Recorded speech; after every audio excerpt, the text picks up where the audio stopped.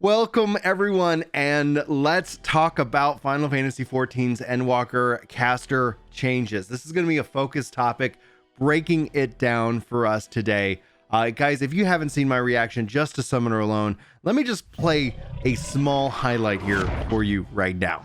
Their form kind of in that UI element. Summoner, here it is, guys. Come on, Summoner. Oh, look at the UI.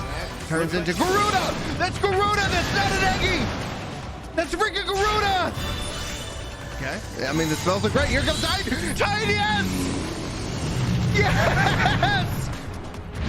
Oh, baby, yes! Sick, baby! Titan for it! Season fire. Let's do it! We haven't even done Phoenix yet. Holy crap, dude. Oh, okay. Man, congrats on your 19-minute opener. Yeah, I know. Oh, there's the dash. There's the dash. And welcome if you guys are new here. I will have the full highlight of that at the end of this video. If you're curious, if you want to see my reaction to all the jobs, those are also linked in the description of this video. Hopefully you guys enjoy. Last night was an incredible, thrilling experience, but I wanted to take some time today and talk about the changes to Summoner, the changes to Black Mage, and the changes to Red Mage.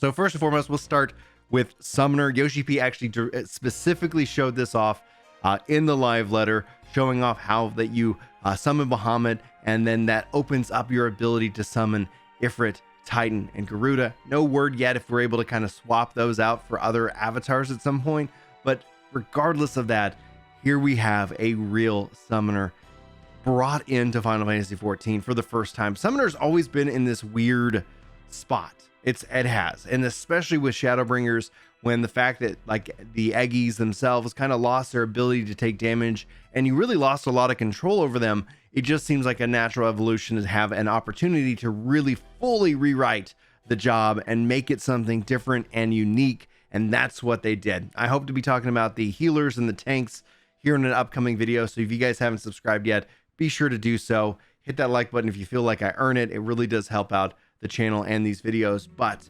Summoner, okay, dots are gone. I don't yet know how I feel about this. My first reaction is good. My first reaction is positive. My first reaction is, yep, that makes sense. Let's make the Summoner be focusing in on that aspect of bringing out your summons for big damage, and then having that obviously modify how you then play. And so your rotation is going to be completely up to you. They said that it's not going to be about like calling out Garuda first and then Ifrit. It's going to be about really what is going on in the fight, because from the looks of the footage alone, calling out Garuda and even Titan allows you to have mobility, but when you call out Ifrit, it has that you have the cast time, you have to stand still, but then you get some dashes and some things like that. So depending on, I guess, the phase change of the fight, that's going to determine which summon you want to use at one point in time. So your mileage may vary. So we said that all the dots are going to be like done. We talked about summoning Ifrit, Garuda, and not just Eggies, but they still say the Eggy glamour system is in. So your default base is still going to be Carbuncle, and you'll be able to take and make that like, I guess, the old Eggies that we've had in the past. So we'll wonder, like when it comes to like the fact that we summon Ifrit, Titan, and Garuda, and as it facts that we like can still glamour the summon of Carbuncle. I don't know if they're going to have any plans to expand that, so we'll be sure to try to ask that as soon as we can. Your abilities, the fact that they augment based off of what you summon is massive. I think this is going to save so many button spaces, even though in the footage alone, we do know that you still have, enkindle Bahamut and summon Bahamut on two separate buttons. But this is all development footage, subject to change. And there will be a media tour where like influencers and content creators will be able to go hands-on with the game itself and be able to break down how the job plays and how it changes overall. I love that Bahamut and Phoenix refresh your summon. So essentially from a rotation perspective, it feels like Summoner, like Chris even said it, like congrats on like your 17-minute opener for Summoner. It feels like Summoner is going to have a little bit more, I guess, pacing when it comes to what it's doing. So the summons themselves have a big impact. They jump into the match, they do their big attack, and then essentially it changes the way that the Summoner themselves play. And I don't see any like Eggy like commands. So overall, I think it's just going to be that it's kind of be a blend between what Black Mage is and what Red Mage is. And we'll talk about Red Mage next, because Red Mage got some really big buffs and some big changes that I think overall are going to make it a very formidable job, one that you're probably going to want to take on a lot of content with you, especially prog content.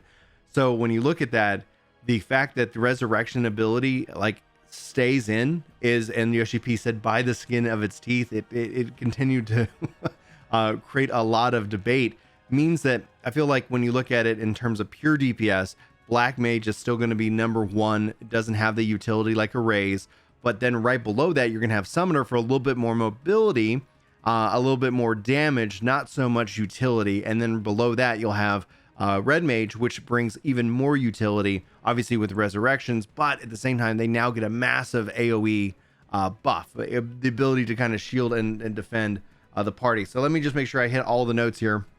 New action is going to be available upon the execution of Scorch. Love it. That's the extension of your combos there. Verflare, Verholy, and Scorch are going to actually change to AoEs, and they're going to be available part of your AoE rotations. I think this is going to be massive for Red Mage in dungeons. That's going to feel really impactful, I think, to Red Mages out there. Defense-wide party enhancements are going to be added. And how you build up your black and white mana and how you expend it in your melee rotations, that all looks like that's getting extended. So yes, it's going to take you a little longer to get into your melee rotation, but you're going to stay in your melee rotation way more. And beyond that, the AoE rotations are going to help build up towards Verflare, Verholy, and Scorch, so you don't feel like you're leaving damage on the table, and probably going to be able to bring way more AoE damage for Red Mage, which I felt like it was in a really good spot within Shadowbringers. I really enjoyed playing it, but that's just some of the changes there. Black Mage. Here is probably, and this is really, I'd love to know what you guys is thinking about this, where it comes to, Enochian. So if you guys aren't aware, if you're not a Black Mage main, but you're just kind of curious as to my thoughts, Enochian has been a skill. In Heaven's Word, it was really the skill gap. Like Black Mage had a high skill ceiling. There was a huge gap in terms of player skill when playing the job. And during certain phase changes, it had a chance of falling off. And so Black Mages could end up kind of getting punished a little bit, depending on what was going on at any one time. You could extend it. There was ways to keep that up. So over the course of since Heaven's Word till now, they've continued to make that easier. Now it's no longer a skill. It literally is focusing in on just a trait. So as soon as you're in Umbral Ice or Umbral Fire, Enochian's on as soon as that trait unlocks for you. So that means more Fire 4s or more Blizzard without having to worry about that piece of the rotation. Personally speaking, I'm going to wait to go hands-on with the job, because if that allows it to have a little bit, like, that doesn't necessarily mean it's going to be overall like weakened and taking the skill and the fun out of the job. There's still going to be that potential with how the new skills are added and how things are changed, but it is probably one of the most debatable. And so again, weigh in with your thoughts. I'm going to hold off on whether I think it's ended up being a positive change or negative change until I go hands-on with it, either the 19th or who knows, if we get invited out to the media tour. We'll let you know as soon as we let you know in that regards. So under certain conditions, swapping between Astral Fire and Umbral Ice will actually make new actions available. And in the trailer, you see the fire and the ice combine for big hits. I'm not getting my burst spell. I would still love to see burst as an ancient magic return to the Black Mage, but we'll have to continue to wait and see how that plays out together in the long run. I think these changes for casters have me really excited to play the job, really excited to play the role, see how they overall work in with the controller specifically. And I think that's going to hopefully help save a lot of frustration that I had with Summoner, especially. I think Black Mage and White Mage were in a really good spot for me on the controller, and even these changes that they show off already make me feel like it's going to even work a little bit better than it did in Shadowbringers. But we'll ultimately have to bring you those guides and put the time and work into it for you. So that's going to wrap up my thoughts. Like, this is just what they shared with us. There is so much more information that we still have yet to know. So this is going to be an evolving series as we kind of walk through it. If you guys want to see more detail, if you want me to get into the nitty gritty, just let me know what you guys are wanting to see, what you're wanting to discuss, and we can have those conversations, especially since I'm going to hopefully get you guys a tank video and a healing video here really soon.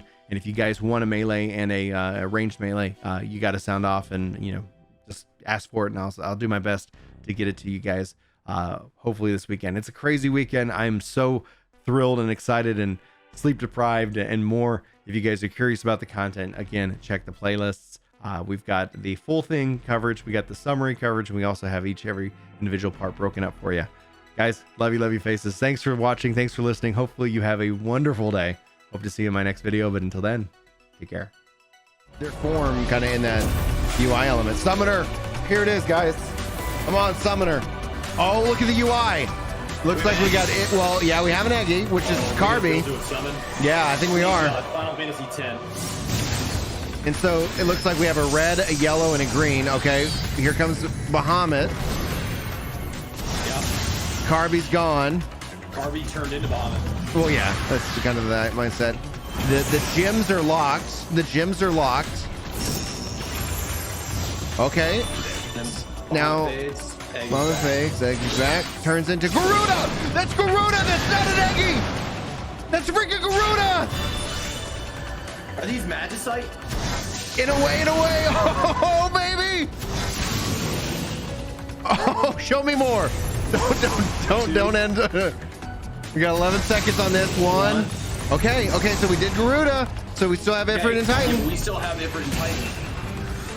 They're lit. Use them. Okay, I mean, the spells look great. Here comes Titan! Titan, yes! Yes! Oh, baby, yes! Oh, look at it! And then your elements and your attacks take on the form of the elements in the summon that you're using!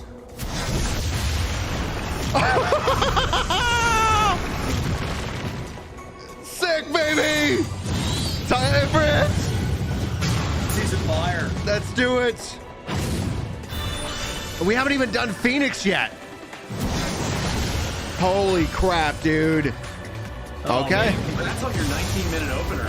Yeah, I know. Oh, there's the dash. There's the dash. Oh, Phoenix. Oh, go time. Oh, and that recharges your summons. So summoning Bahamut and summoning Phoenix recharges your summoner rotation. Can we get some likes on this video, for the love of God? I hope somebody clips my reaction. I would love that very much. Man. Hell yeah, summoner, baby. Here comes Reaper. Yes, Brian, teach me how to heal on a controller. Taking time to learn, it feels awkward. I'm using your layout for buttons, so I'm looking forward to that video. Hey, he's back. Glad you're feeling better. Can't wait for your Sage controller guide in the future. That's right, baby.